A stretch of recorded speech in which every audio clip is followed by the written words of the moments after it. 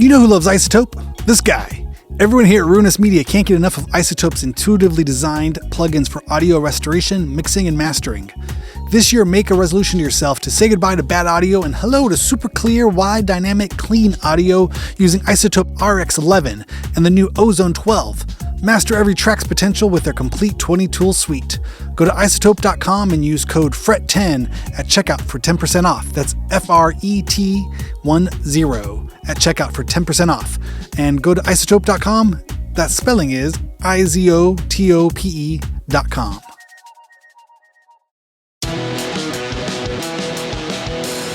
I'd like to welcome our newest sponsor, Schecter Guitars. This holiday season, go over to schecterguitars.com and see what high-quality goodies they have waiting there for you. Premium feel and unbeatable price. See why guitarists like Isaac Brock from Modest Mouse, Robert Smith from The Cure, and Ernie C. from Body Count all love Schecter Guitars. A wide variety of styles and builds with high-end components and affordable prices for touring guitarists. Built to last. Go treat yourself and try something new you've always wanted to check out. Schecter Guitars has it all.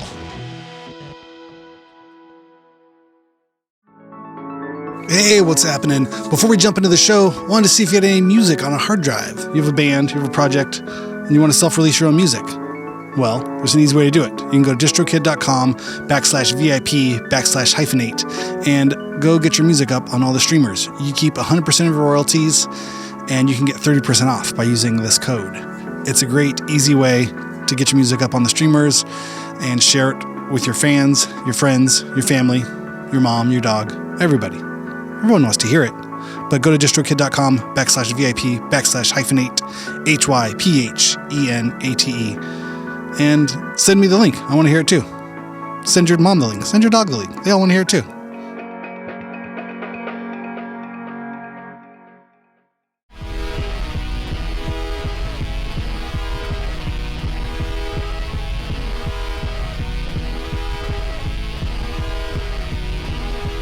What's happening? Welcome to Hyphenate Halftime. This is our show for April 13th. Hope everybody is doing good today in April, getting in all of their good April-ness. And my man on the scene live from Coachella, Mr. Aaron Farley. How you doing there? What's the vibe like out at the Gobi tent? How's it? Well, Randy, right now I'm up in the I'm backstage, and we've got a lot of performers. That was great. It's great. It's going good. It's awesome. It's all good. Okay, yes, good. Coachella's amazing. Awesome. As always, there's it's real awesome. chill. There's no one here. Did you watch any? Have you watched any of this stuff? They stream it live on YouTube. No, I've not intentionally looked for anything, but I've seen passively the Instagram coverage when doom scrolling for conspiracies and family cynical takes. Cynical takes on aging. I've witnessed Sabrina Carpenter being admonished for making fun of somebody's yelling at her.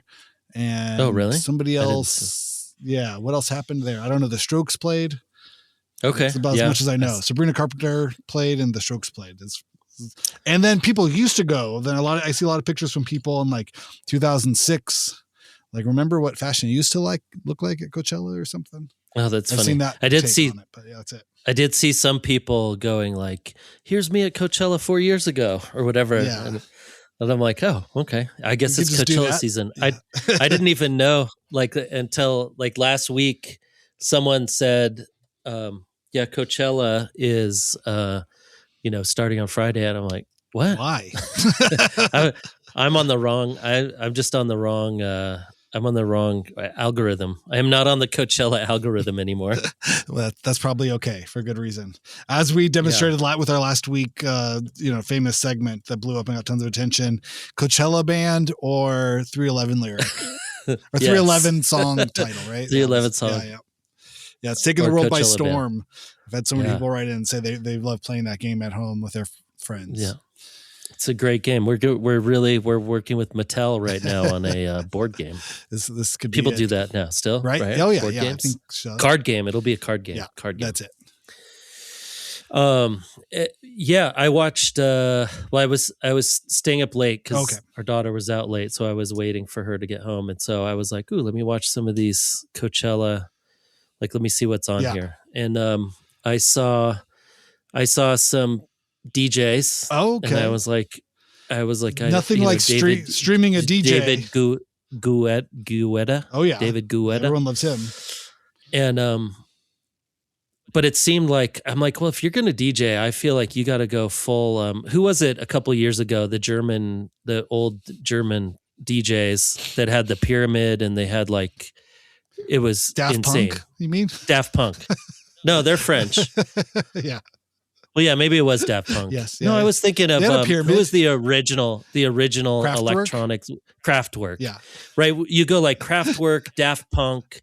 Like you have to go. Their stage sets were insane. Yeah. Right. Like that. Like floating pyramids. Like I feel like if you're a DJ, you're really like, you're just a light show. You're more of a light show than a musical act. You got to give like Ice Capades vibes. Yes. You know, like you got to like, we're here for the show, guys. Like we can all play. This is going to sound extremely like extra bass on the streaming version that I listen to in my car already. Like it's not going to sound any different than that. So it needs to be like you're sitting behind like probably fake turntables. Let's be honest. Yeah. Like, why would you need, like, you're pushing buttons and you're hitting the things and there's lights going on. But like, let's be honest. I mean, I remember watching, I feel like it was Square Pusher. I feel like when I went to Coachella, I've been a couple times as a photographer, and then a couple times because we got tickets or yeah. I mean, I've never paid. So like a couple times I went with MySpace, a couple times back in the days with old Buddy Head, like 25 years ago, we got like some random tickets from somebody when it was like, so you could just sneak backstage and there wasn't even enough security. Yeah. And you're just like standing next to Iggy Pop, which was great. And all Perry Farrell's like desert dancers were like running around on stilts and stuff. It's great. And, but I did go, I remember watching Square Pusher, which was amazing, which was very cool live. And he would go like, super fast, crazy. I don't even know what you call it. Jungle music, whatever. And then you look and like, where'd that guy go? You know, like, where'd he go? He's not like, everything's changing. Where'd he go? And you look back and he's just like chugging it out of a bottle of vodka behind the turntable or whatever electronics he had up there. You know, he's just like, he's drinking. I'm like, well, the songs are changing though. I'm like, oh, right. Okay. That's cool. I'm down with that. I mean, listen, I'm down for a hustler. Checking email. I feel like that was always what I figured DJs were doing, was checking their email. Yeah. And I feel like DJs they press play and then they hustlers. just kind of like read the emails, like looking at stuff. They like, right. Yeah. Okay. Right. But I feel like a good DJ is like the number one hustle in the music industry, other than being an A&R person. Other than all the other people that don't do shit and get paid. Yeah. Yeah. But like all the middle well, I take 5% and I take 5% and I take 5%. Yeah. I'm like, well, you guys are 5%ing me out of all my money. Mm-hmm. Other than those people, yeah. For anybody that's on stage, I feel like a DJ that doesn't really do anything. Yeah, I think they're. Yeah, but you still have to listen. I've definitely seen bad DJs, and it's like very easy to be a bad DJ. So I don't want to give away not give it up to the people who can like get a whole group of people going for 45 minutes by just like playing records and mixing records, and like it's not easy. Sure. That's not an easy thing to do. The curation of like keeping a crowd going up and down, the whole thing. But live, like, really, you got to give it out. And at least, I mean, I guess they're making it look like they're doing stuff. Maybe they are. I don't know. But I can imagine that.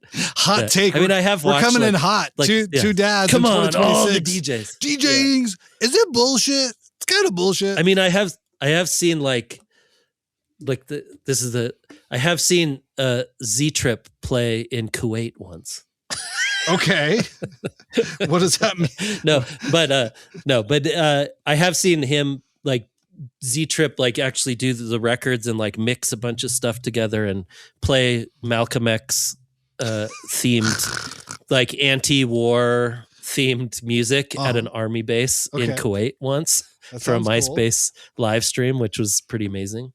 So not to give anything, take anything away from the DJs who are actually DJing, killing it and doing great work. Yeah. But, I'm of the many things that I'm too old for in this world, like much like Danny Glover in Lethal Weapon, I'm definitely too old to criticize Coachella performances. You know what I mean? I feel it's been 20 plus years since I had any dog in any of those fights to give a shit about it. You know what I mean? Really anybody playing, but I will say that I get the sense that it's almost like it's like a preview of a large stadium show that they would take out on the road. Like they can use the Coachella set and its streaming numbers as a type of like, hey, this is my festival set.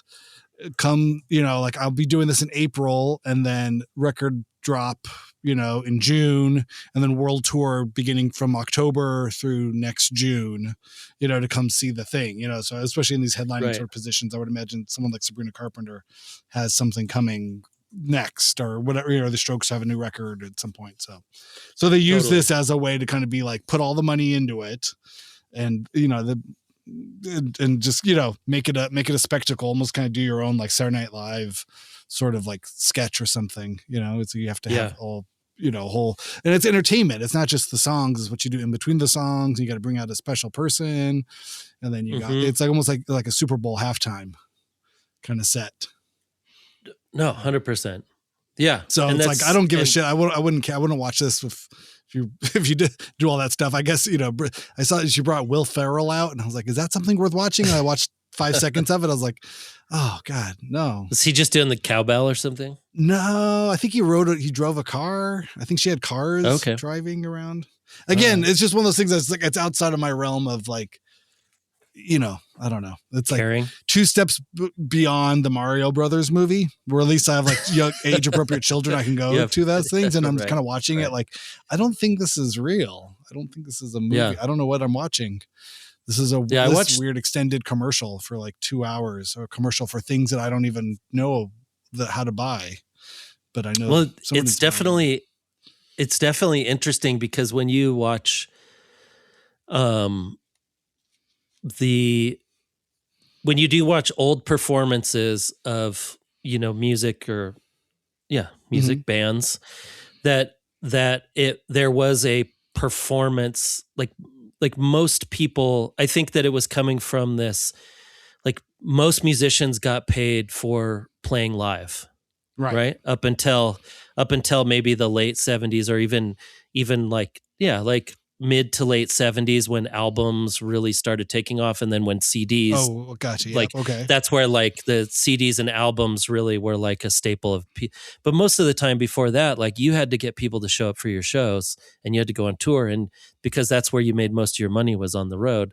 So it really was like a performance of the songs, and you're selling the album or whatever, but you're really like, a lot of it is the performance. Whereas now, I'm like, it is weird watching like some of those, like the Sabrina Carpenter, like this, it looked like a musical. Like this set, there we go, yeah, exactly. Insane, and she was like little tiny, but it was this huge kind of spectacle. It was very cool looking. I know nothing about Sabrina Carpenter, but I was up watching because I also watched the David Byrne, which was cool. He played. David Byrne performed at Coachella. Oh wow. And he had a whole set. He had all his people. We'll talk about his spectacle. Yeah, I mean that's his. Yeah, he's more. And that's his thing, right? Of a Broadway show than exactly. Yeah, and we've saw him play at the Greek once, and it was awesome. But it was the same thing. There was it was very choreographed. There were videos and very weird New York 70s like dances and like hand gestures and the people walking around playing the drums and with heads. Everyone had headsets on, and a woman just walking around like slapping the bass, playing the bass. Sounds exhausting. Everybody's like, everything's color coordinated, and it was cool. It was great, and he's playing all his old songs, and it's awesome. And then Justin Bieber. You saw Justin which I was Bieber like, play? well, okay, I don't know. Yeah. We had a long like, discussion. I think this is like how far the like dog eats its own tail, or I'm like, I thought Justin Bieber had like mental health issues and was like locked up in some kind of like rehab or something. That's the last headline that came across my desk, was that he's no longer a viable like entertainer, that he just like walks around in his underwear and is like has people shout at him and yell at him while he goes in public and gets yelled at. That is, I think that both of these are true. Okay. But I think that also means, Kanye just came out and sold out the SoFi Stadium in a matter of a week for Horrendous. 2 days, 80,000 people both nights. It sounds horrible. Like nothing happened. Yeah. But again, even like I saw photos and the set, amazing. Like it's beautiful, amazing. Justin set, Bieber has beautiful. A big set. Oh God. No. Well, his was, but even the Kanye one was like this beautiful big. But also, we're like, now where are we now? Like what? Like we don't even exist in a time where he's a Nazi. Like, if someone does something a Nazi really crazy, rally, and then he comes back just a couple months later and goes, "You guys, sorry, I have mental health issues, but I'm good now. I'm cool. I'm really sorry." About those couple little things that I did, like trying to sell shirts with swastikas on them. Did he apologize for that? Oh, I didn't know that part. Yeah. Oh, okay. Yeah. That's good. I guess you could do that. Just enough to get ready to sell out 2 nights at SoFi. I don't know. But then, and so I didn't know that Justin Bieber, I was like, Justin Bieber's playing Coachella? I have no idea. Who cares? Yeah. And then when he came out, he also had, really beautiful set, just him. And it kind of looked like a big 1970s couch that was like 40 feet tall, a little bit, maybe like a nice, fancier, simplified, upscale version of the Gallagher's couch trampoline. Do you remember this? No. Lord. You don't remember old Gallagher when he would jump on the trampoline and smash watermelons? I remember the watermelons. I don't remember the trampoline part of being with the watermelons. Oh my God, just look it up. He has like a 40-foot couch. I guess you're right, though. I mean, this is sort of it where I feel like the music, again, I cannot demonstrate my out of touchness more than comparing like large pop artists to like prop comics. You know what I mean? It just feels like in my head, I'm dealing with a whole different like set of references, of outdated references that have no bearing whatsoever on in any type of 100%. Form of culture now. But when I look at it, that's like what I'm seeing. It's like I'm seeing a bunch of kind of like amateur kids like playing with props on stage, and everyone goes like, "Wow, we're losing our minds. This is great." I'm like, yeah, what the fuck are you doing? This is like bad karaoke with like a bunch of like theater nerds on stage. And I guess that's fine. If that's what you're into, that's great. I suppose, good for you. So speaking of karaoke, so then, so he's walking around and I'm like, okay, it's like singing some song I don't know, but I do know some Justin Bieber songs. And he's kind of walking. It's all very minimal. He's like all dressed in red, and the whole set is red and very cool. I'll be honest. This sounds like some of the video, set dressed it or something. I guarantee it. Yeah. Okay. But it was beautiful. Like it was very simple, but also looked a little like there's some of our videos in there. Oh no, he has some. Oh yeah, landscape. look at some of the video, like the treatments. I was like, oh, okay, this looks great. Yeah, oh, good for right him. up my alley. Okay, but so anyway, so very cool, very great. Psychedelic landscape backdrop videos, like very simplified version where they're like changing, like flipping him back and forth between like different color treatments but very cool, very cool. Cool. And then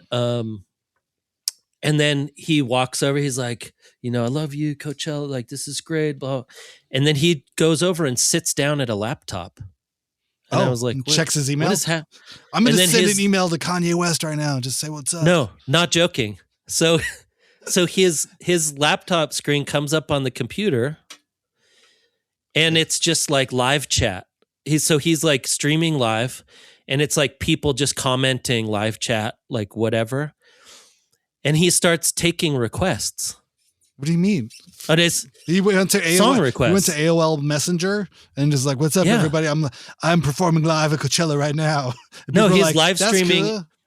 he's live streaming from his laptop. Is what, like, his little laptop camera is one of the cameras that goes up onto the back screen, and then it puts his laptop screen on the background, and he starts like typing, and then he's like, "Oh, I'm going to do this song," and then he presses like play, and he does like, not joking, and he starts kind of karaokeing to his own music for the final, like for the end finale. That's the like, big this finale. Is like he no, not even, this is just the show. Oh, he's just like in the middle of the show. okay. And so he sits down, and so then he, like, later on, he sits down and he starts going through YouTube, and he's like brings up some old video of him like yelling at the paparazzi or something. Oh no! See, that's what he does, right? Yeah, he's in his underwear yelling at the paparazzi. Yeah. Okay, and he was and like, he watches and it then himself and goes, "Whoa, that's pretty cool." No, he was mouthing his own things that he was saying into his microphone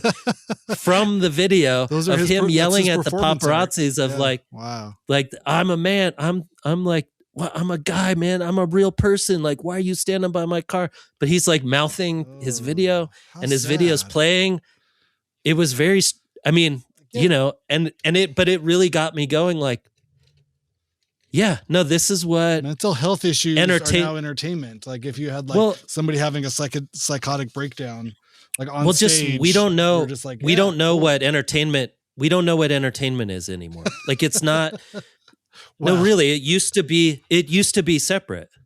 Like, you used to go to a show and you would dress up because it was a thing, and you were going to see a band, or you were going to see the opera, or, you know, that it was very separate from real life. We didn't have entertainment every single second of the day on our phones. Like, people falling off of the skateboards or whatever constantly on your phone all day was not entertainment. That was like a video that you watched once a year. Or that came out once a year, like the Baker video or whatever. Right, yeah. It would come out once a year, and that was a thing, and it was a thing you would watch. But now it's like, it's so constant, and we know so much about all of these people that even when he brings up a reference of himself yelling at the paparazzi, the whole crowd knows what he's talking about and has seen it 1,000 times, and they start cheering. And it just got me thinking, like we're in like this loop of entertainment where life and entertainment, like, we don't know what's what at all. And this Justin Bieber show is exactly what that is. Like, even him, he's like, I didn't even bring out a set, and I'm just going to like typey type over here and be like, man, let's play this song that I sang like 50 years ago or whatever, 10 years ago, 12, 15 years ago. And even when they kept showing the crowd for all of these shows, no one's really moving. Like, even with the dance music and stuff they were showing, there's like kind of some people dancing. But I do remember, like, I've been to Coachella, and people used to lose their minds. Every show, the front 50 rows of people were losing their minds. And then every time they would show the crowd, everyone's just kind of like standing there. So either most of the people are stoned, which could be it too. Maybe that's like free, or like the legal weed could have just like completely killed the crowds, or just people are like, I don't know, man. We only have rich people here now. Like, we only have people that can pay like $680 for the weekend, like, let alone like a house, let alone whatever. Where really Coachella used to be what, $100, $80, I don't know, and it was cheap enough for like crazies to go. You know, now you have wealthy people that are like, well, I don't want to, like, I still have to go and like trade stocks tomorrow. I can't get too hammered. Anyway, wow. Good for everybody. You know, I feel like, you know, it's somehow, some way, it's profitable. It's a profit center for the guy that donates, the AEG guy. Just, he donates money to conservative funds, and he'll get a lot of money for this weekend. So that's good. And he'll give it to the Donald Trump or the Donald Trump Jr., whoever's next, and they'll do some horrific gay conversion therapy support. You know, that's what everyone bought this weekend at Coachella, was a lot of abuse for people who are different than them.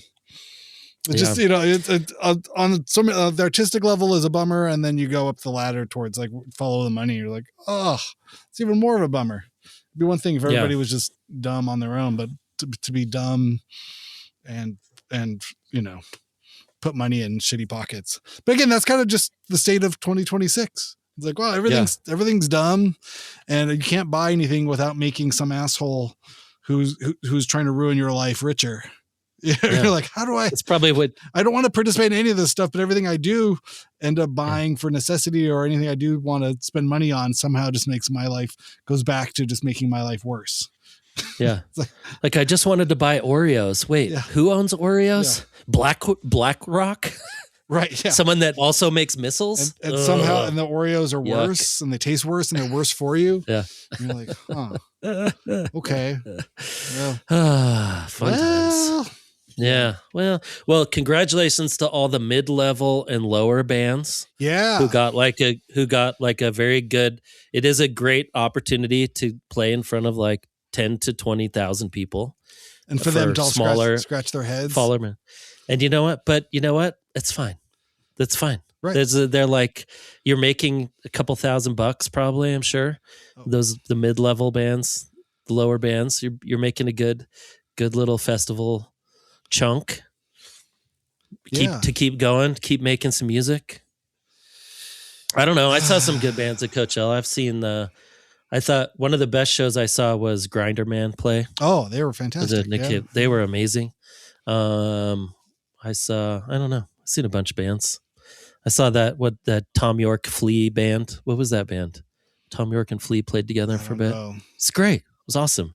No one cared, so you got to sit right up front and like watch Flea freak out. It's great. It's awesome. It's good. Yeah. Seen some good ones. Well, I'm sure the Tulips are excited. They got paid this weekend, as well as. Wait, is that a 311 song? We'll never. Damn it, you got me, Randy. We'll never know, will we? We're stuck in a loop. Who could it possibly be? When 311 plays Coachella, that's when we know. Yeah, I think the circle has been Richard Riordan, the old mayor of LA. I think he opened up. He did a DJ set early on, Riordan, and no, he didn't really. Yeah, well, somebody named Riordan. I don't know. Gavin Newsom playing bass with Vampire Weekend. It's so cool. Max Dean was there. He got paid. Luke Dean also played. Maybe those guys played together. Max the Dean brothers, and you mean? Luke Dean. Yeah. Okay. They had a good time. And you can't forget about Gordo with Creep right before Creepy Nuts. So yeah, I don't know. I'm sure somebody had fun. Wednesday played. That's the band that's the band before Thursday. And then Slater with 2 Y's, one of my favorites. New Dad. Oh yeah. How are we not in the band called New Dad? Can we just be Old Dad? We're Old Dad. Can we be Old Dad next year? Hey, we're Old Dad. Can we start a band today during Coachella and try to get booked for Coachella next year? All right, we're on. Let's go. Suicidal Tendencies, like they played? Do they just get like re-upped on their like health insurance? It's like one of those things where you got to play a festival. Oh, right, yeah, Black Flag. We're always happy that Greg Ginn makes more money. That's always happy for everybody. It's ridiculous. Anyway. Hey man, everyone's got a thing. Exactly. If nothing else, everyone has a thing, and that's what Coachella will always remind you of. Somebody's got a thing. Yep. Old, rich, white people will always make more money. I do feel like the term of the decade is monetize, or the word of the decade is monetize. Did you feel like that? Like you feel like we sell ads here. I guess we're monetizing this. Sure. Yeah. Speaking of monetize, we went to San Diego State University with Lila yesterday to check out the campus. Is everything monetized there? Ugh, we need to up our ads, my friend. What do you mean? Oh, you need to make more money to afford to go to a state university? The in-state university. A university that already is. That is already paid for by the state, but somehow it costs it's just as expensive as all the other ones. Yeah, not quite that much, but Why? enough. Why? Enough for more than the average median income of the state of California. Which I do feel like the like state college should not cost more than the median income of the state. I feel like that there should be at least some kind of thing where it's like, okay, well, if the median income is like 30,000, it should be less than that to go to college. But yeah, I don't know. I feel like I'm definitely. Again, speaking of things I'm out of touch with, Coachella and college tuition. Yeah, things that have just wait. Things that have not the cost of college and the cost of going to Coachella. And then I'm like playing. It's like playing Jeopardy. What is things I used to think about in the year 2000? Yeah, Coachella. By the way, when people, and the cost of college, I don't know. I'm so far. When people say start saving early, yeah, do that. Sure. Well, you were supposed to just do that for your life, right? Yeah, like just start saving for retirement now. Like, yeah, but that would persist. Yeah, that operates on the knowledge. That operates, on the assumption that I have more than enough money to survive now. Like, I can't survive on basic income now. So why would I expect to put some away for tomorrow? Yeah. Like, oh, that doesn't. Yeah. Remember when we all got paid the same amount of money, but rent and your mortgage was half the price, and gas was half the price, and cars were half the price, and everything else, but we made the same amount of money as we make now. Those good old days. Yeah, there was about 3 days when everything kind of was balanced out, and then we're like, all right, yeah, okay. I'm kind of making okay. This is okay. I can do this. I can afford everything, all the groceries. I afforded that. Wow, that was pretty fun. And then it wasn't like that. Like, I can count the couple of months that I wasn't worried about. Why does a jar of peanut butter cost $18? Yeah, like, it shouldn't be. Because you used to be able to, like you could, make peanut butter and jelly sandwiches on days when it was, like, oh, okay, well, I'm not going to spend any money today. It's going to cost me. I'll spend $10 and make sandwiches for the rest of the week. I can eat for the rest of the week off $10. And then that just changed too. Like, big peanut butter. They're holding you hostage. It's so confusing. Yeah, definitely. I get how it happens. The daily grind of things. They're like, like, are you suffering from mental issues? Like, I think so. Yeah. I think all the issues. Yeah. Like, there's getting old, and then there's just living in the world. Like, which one? You do them simultaneous. You're like, yeah, everything hurts, and I think I'm losing my mind. Is that just, is one related to the other? Does everything, I think this is just the world happening. Yeah. I'm pretty sure everything is falling apart, but when I go outside, it's kind of seems like everybody's kind of okay. Kind of. But it seems everyone seems a little just on edge all the time, at all times, and you can't tell when the thing is, like, when the ball's going to drop. Yeah. Like when all of a sudden everyone goes, today's the day, guys. And we all go, we all knew it was coming. I don't know. What are we going to do? Speaking of mastering. Oh, yeah. Right. Yeah. Last week's guest was Pete Lyman. Half hour into the show. We're good. This is the halftime show where we review last week's interview. Our guest was Pete Lyman from Infrasonic Mastering. Mastering is an elusive, mysterious process of making records and making albums. Have you ever mastered anything? I've never been there. I mean, I've made 2 records, 2 albums that were mastered, but I was not there, and I don't even know who did it. So, yeah. But maybe one of them was with GSL, so it's possible. I should look on it to see if Pete did it. Yeah. Yeah, mastering's a funny one. It was, I remember, early in the early days of stuff, we're like, wait, what? Now we have to master it? And it just was more money, and we're like, why? But it always sounded better. And then the other funny thing, there was like the sequencing, like so you put the records in order, and then the little space between each song, which again sort of loses meaning in a streaming world, kind of world of things. But there was like, you'd play a record, like multiple songs by the same artist in a row, and you'd kind of think you'd have to consider the space between each song, as it spun around a record or a tape or a CD or something. Like, how much time do you wait from the last drum hit to the next, intro of the next song? So those were fun things to consider and to think about. And you used to be able to put like secret songs like hide songs and stuff. It's a big 90s thing. Yeah. I loved a secret song. That first Soundfield record, we put a lock groove on the inside of the vinyl around the label, and I only heard from one person who got caught. They were put the record on, they were making dinner, and then they came out and they're like, wow, this has just been going for a long time, but it got caught in the lock groove, so it play infinitely. But you get 22 minutes aside of music on each of those, and then if you get into the lock groove, I mean, the thing could just play for. How'd you get an hour of music for hours? Yeah, I think it worked well for that. We definitely should have done that for the second one. I don't know if we'll ever get to do a third one, but if we get to do a third one, it should just all be locked grooves.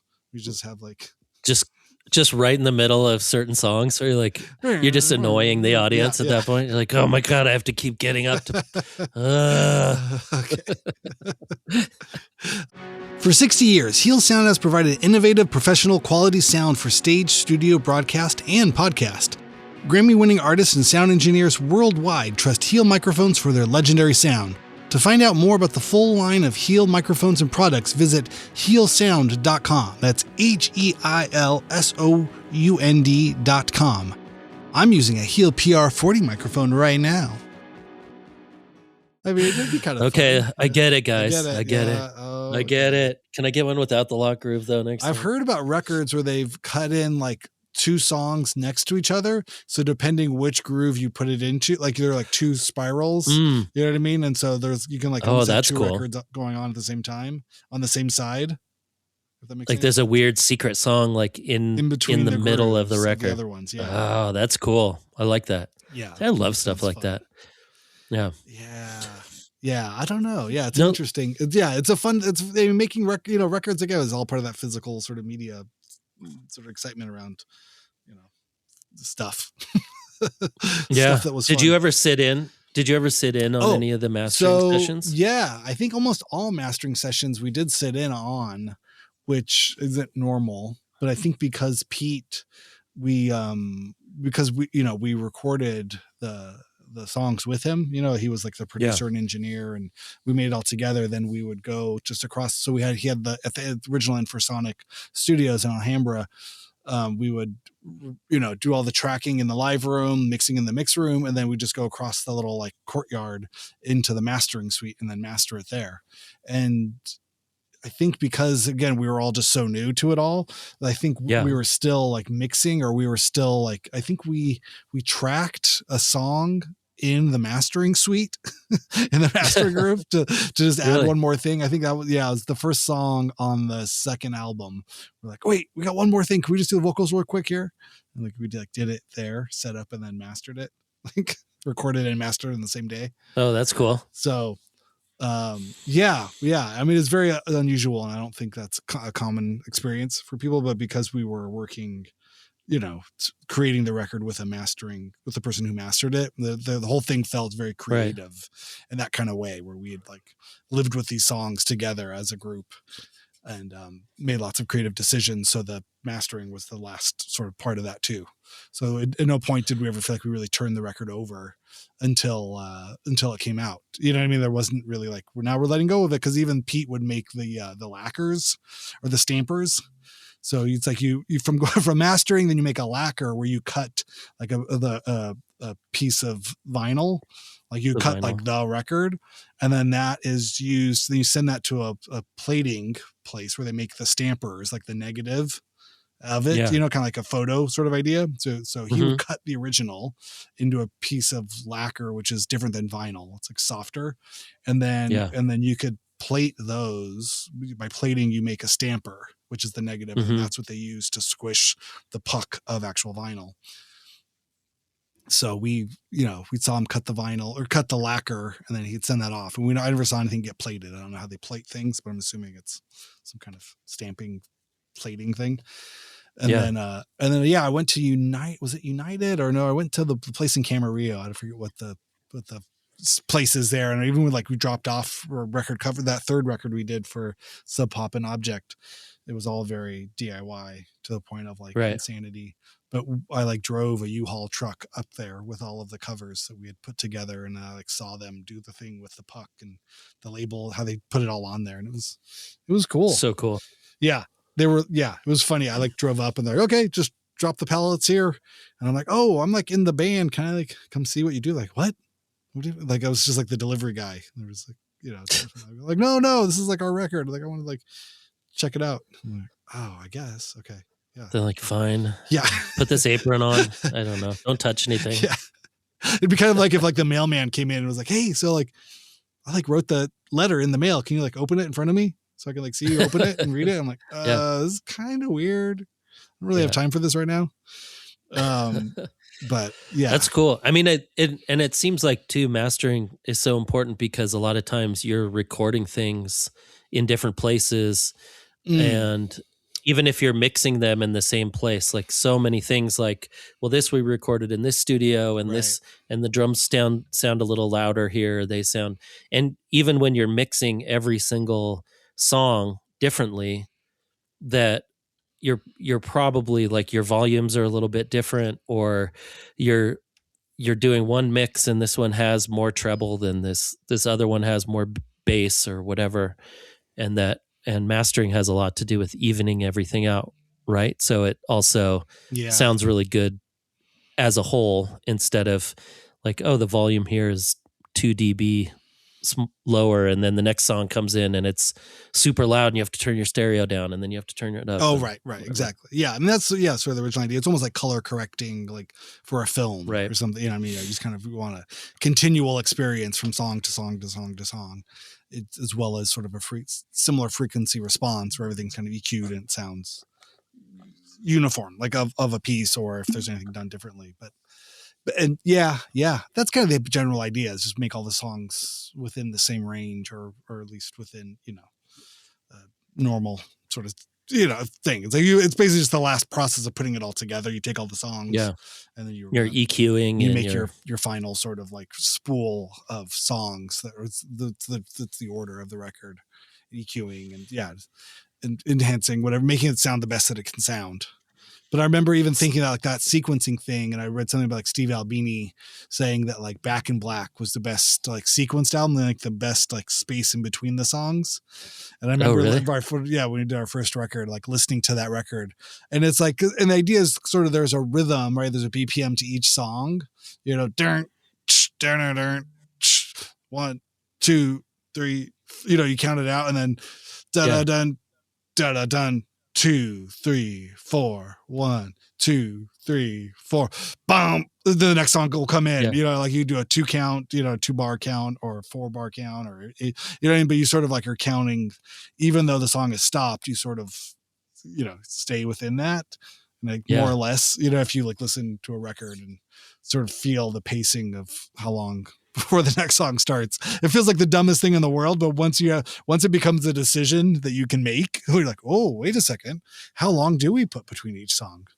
Do you have them go up next to each other? Well, it seems like the most kind of mathy part of the whole process, where you get like the real technical person that's like looking at very little tiny like increments of like in terms of mastering dBs and treble and bass, and knowing like, well, this is exactly what we have to do to send it to vinyl, and then absolutely, these little things is what we have to do to send it to CD, and these little things are what we have to do to streaming.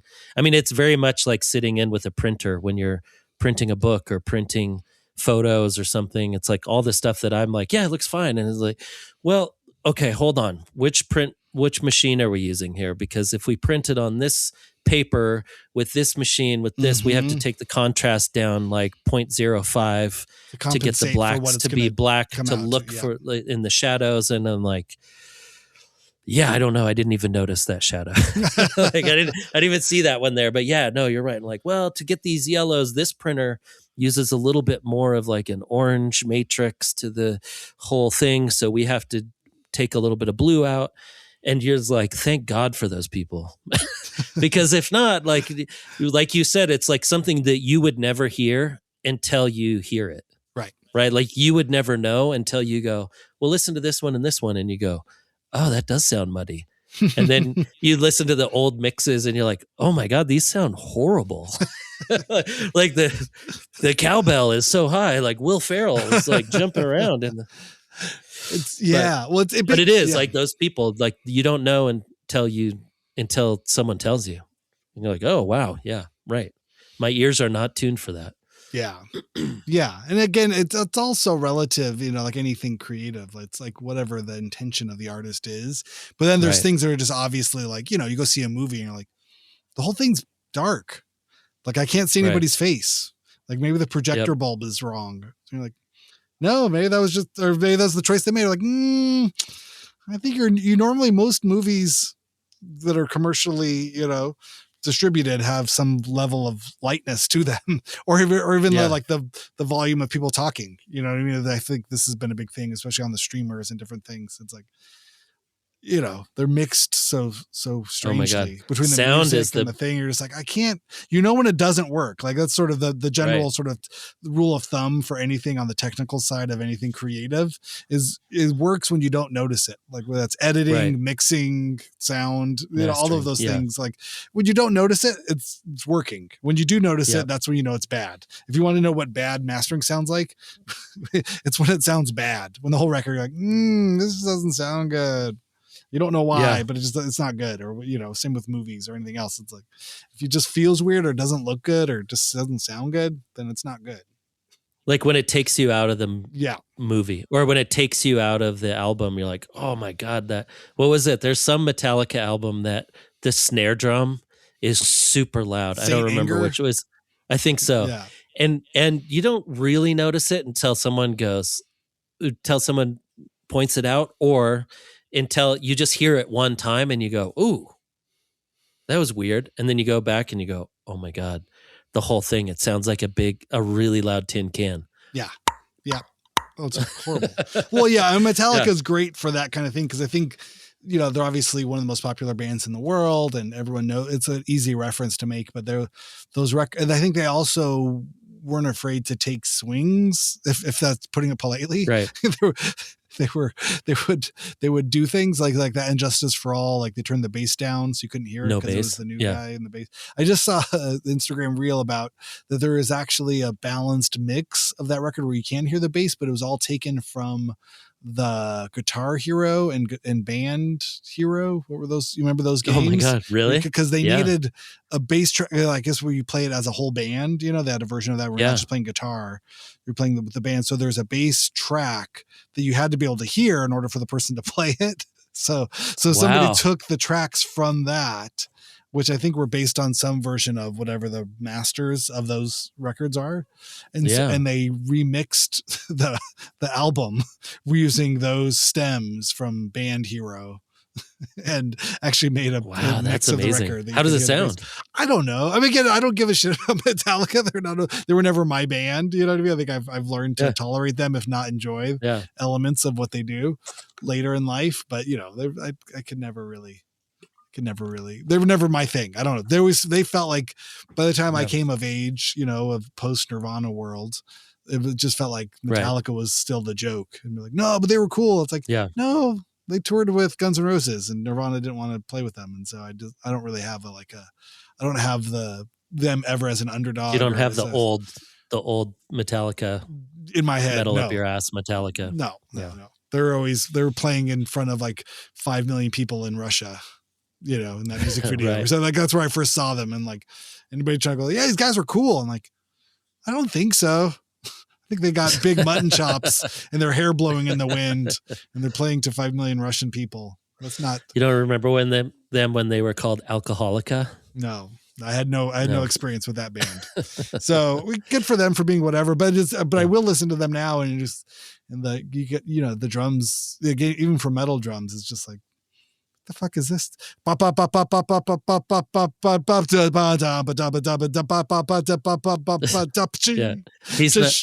He's known for not being the greatest drummer.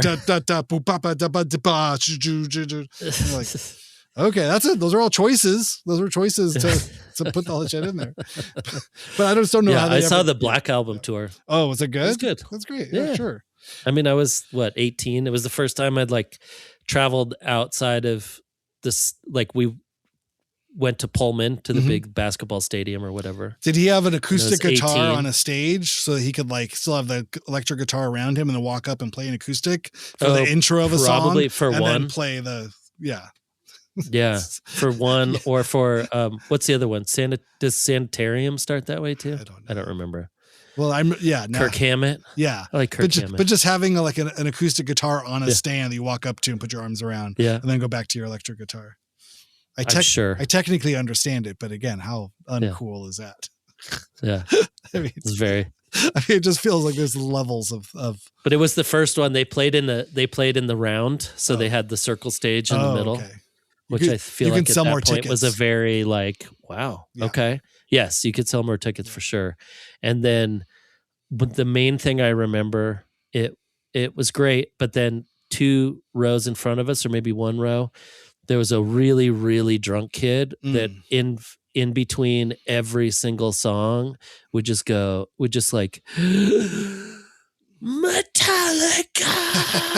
at the top of his voice, and then he would just slump over. Oh man! And then would be like, like it would tire him out, and then he would go Metallica until they would start the new song, and then 3/4 of the way, I just remember him being so drunk that they had to him and his friends had to try to carry him out.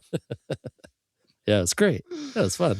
That's exact. And then I remember like a big heat bomb went off inside. Like they had this big fire bomb that went off inside, and it was it was so hot when it hit you that it silenced the whole crowd. Everyone just went. I was like. I mean, it was enough for me to remember 40 years later. No, not quite 40, 35 years later. But yeah, man, it was very fun. Black Album. Good for them. Good times. Yep. Yeah. Yeah. I don't know. Yeah. I don't know. Yeah. Maybe they'll play Coachella one year. Does Metallica played Coachella? They should. Maybe I feel like they need to go there. Yeah. They need, are they ready for a house remix? Have they done one of those records?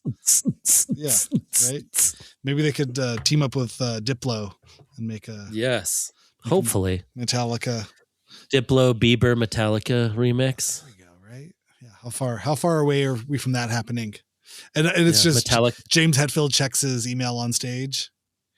Yes, I remember back in the day. Oh, I mean, I feel like if anybody would do this, this would be Kiss would embrace this world of nothingness as entertainment. Pay $40 to watch Gene Simmons check his bank account live on stage, and he's not even there, but he just zooms in from somewhere else, and he's just wow, I'm making a lot of money.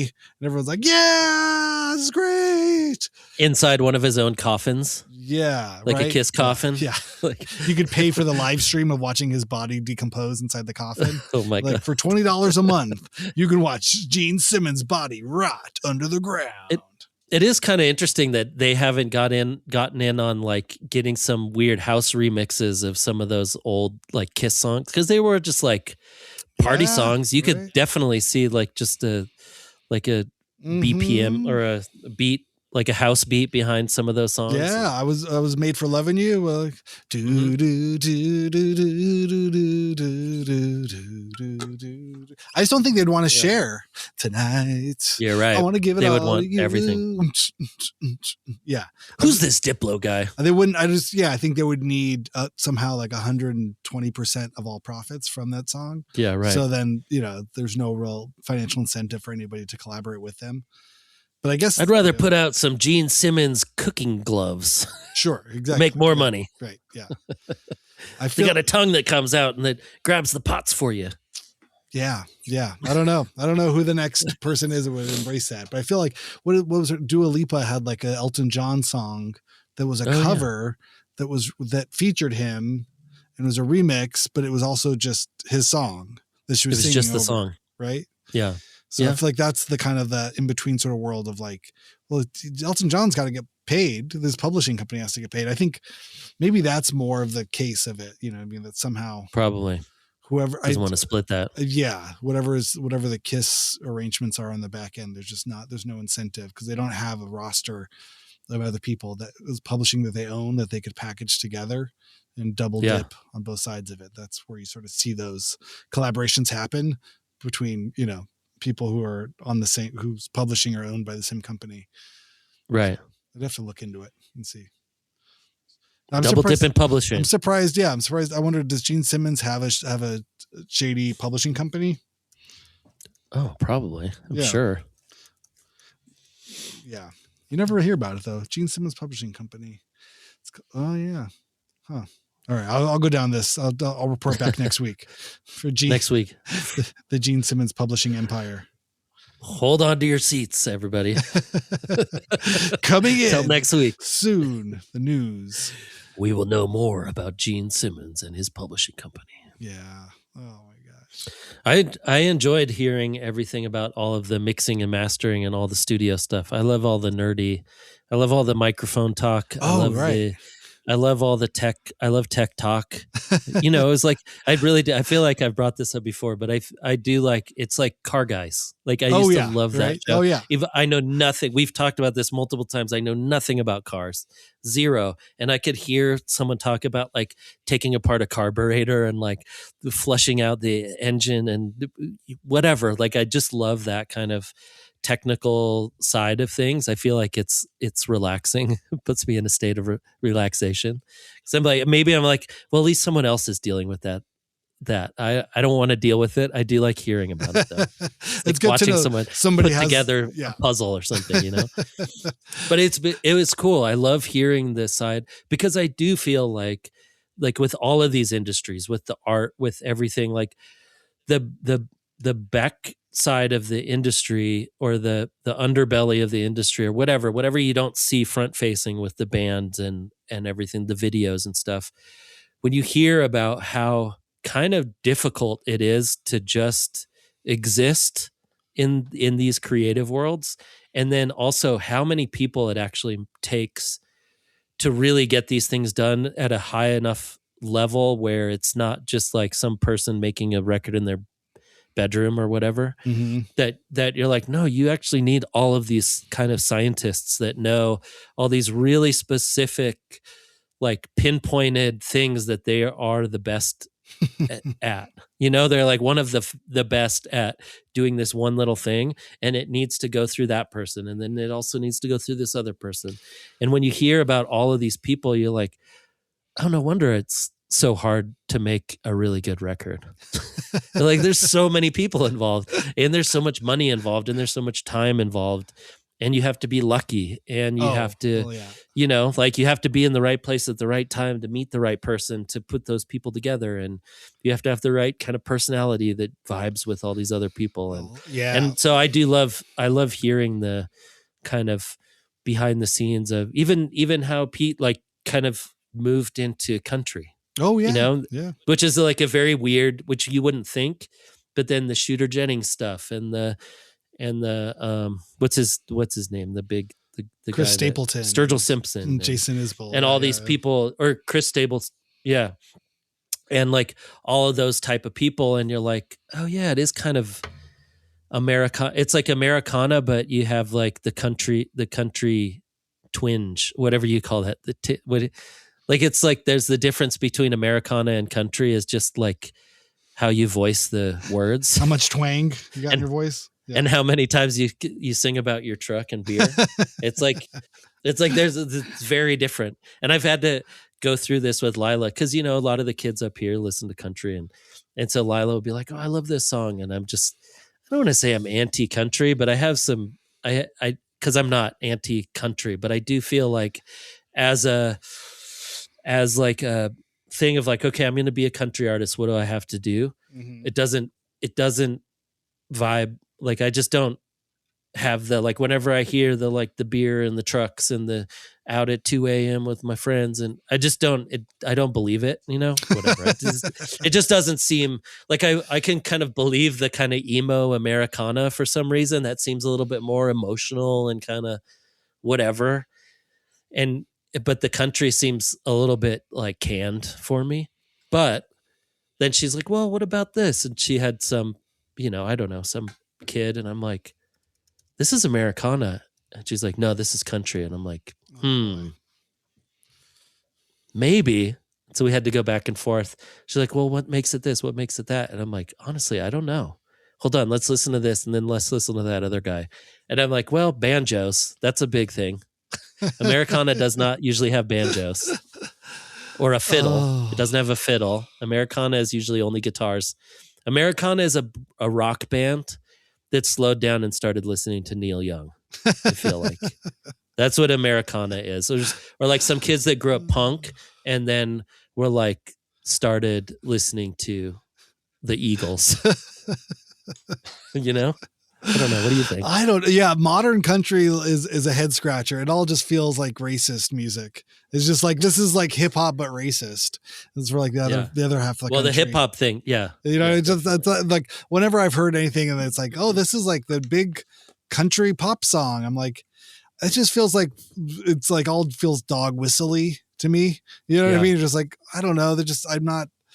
I'm not supposed to like this, or this is for people who don't like me that would like this. You know, there's just this kind of thing of like, come on, this is music. And I'm like, I don't know, you know, which I think as I get old and set in my own kind of punk rock old man ways, I'm just like, I try not to be that guy, but at the same time, just like, what the fuck is in? I'm looking sometimes up. Speaking of which, because you know the backside, the not so secret to Coachella is Stagecoach is the same thing. It's just it's the racist Coachella, or the same thing or maybe Coachella's racist. It's all the same thing.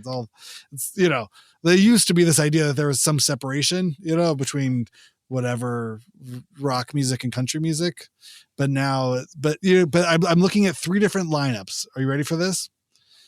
This is for Coachella. Well, or I mean, Stagecoach. Okay. Okay. These kids that are in your 6th grade class or headliners at Coachella. Bradley Johnson or Zach Bryan. Okay. Which one is the country artist and which one is a kid that's in your 6th grade class? Zach Bryan is country artist. Oh, okay. Yeah. All right. Now ready for this one? Okay. Luke Bryan or Lainey Wilson? Oh man. I don't know this. I'm going to guess Lainey Wilson is country. They're both country artists. Zach Bryan headlined year and Luke Bryan headlined the next year. Brian with Y's. I don't know. Oh. Okay. Riley Green or Gabby Barrett? I'm going to guess they're both country They're both country artists. Okay, you're right. Okay. So it's all single name people. Are there any bands? Yeah. Are there are there any old bands? Do they bring back like the Oak Ridge Boys or anything? No, you get Counting Crows. Wow. And Hootie and the Blowfish and Third Eye Blind. They're playing Stagecoach? Yeah. Or they did. I don't know what years any of these are from. Let's see. That's interesting to me. Sammy Hagar. That's like indie rock. Sturgill Simpson. Shabuzi. Okay. Wow. Shabuzi. Yeah. Kane Brown. Nelly. Somehow Nelly's a ZZ Top. I don't know. Nelly is on Stagecoach? Did he have the... Oh, and Diplo, Stagecoach with Ludacris. I don't know. On Stagecoach? Yeah. Wow.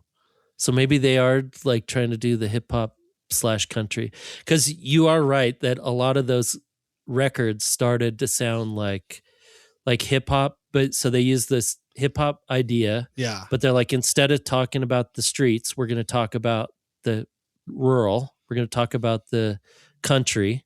So instead of like rolling in your 6'4", you're rolling in your 6'4" Chevy. Oh, right. Like your truck, you know, instead of like partying with the homies in the streets, you're partying with your bros at the kegger in the woods or whatever. Like they're just like taking the same idea, but switching up the words. Tyler Brandon and Braden Tyler. Madeline Edwards, Valerie June. We got Tyler Childers, Turnpike. Oh, I was going to say Turnstile. That Morgan Wade and Wade and Morgan.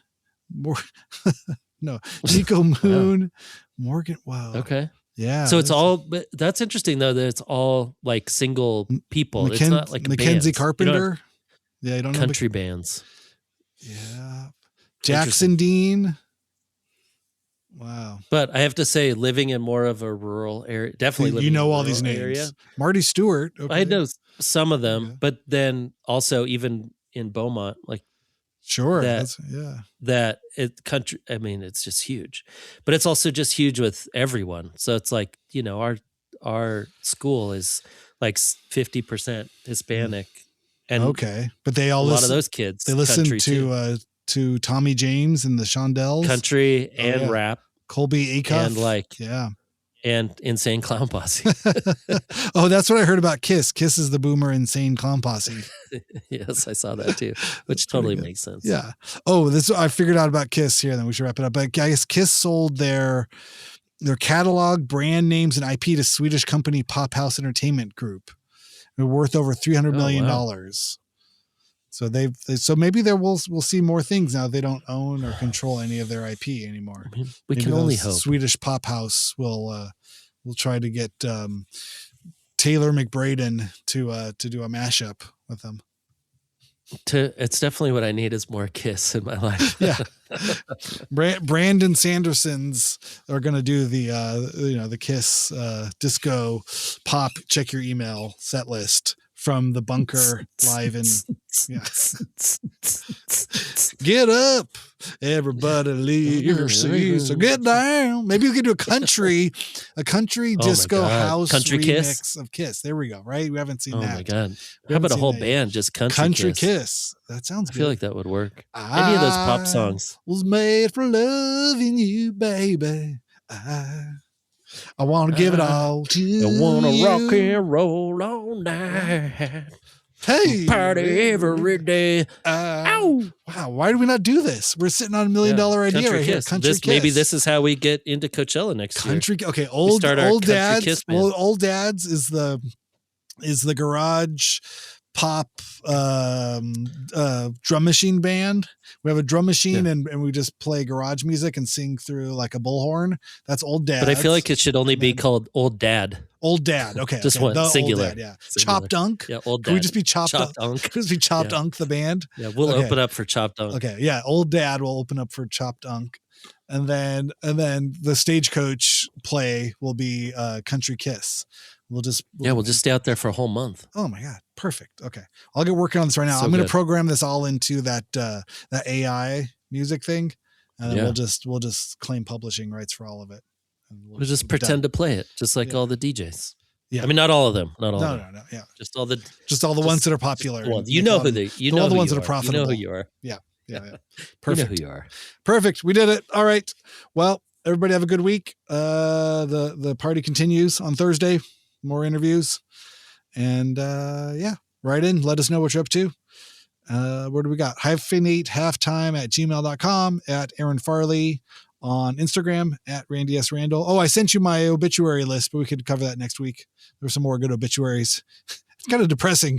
I mean, I'm glad I'm sharing the depression with I've learned that, you can't keep all this stuff inside, that you do need to let it go. Let it out in the world. Yeah.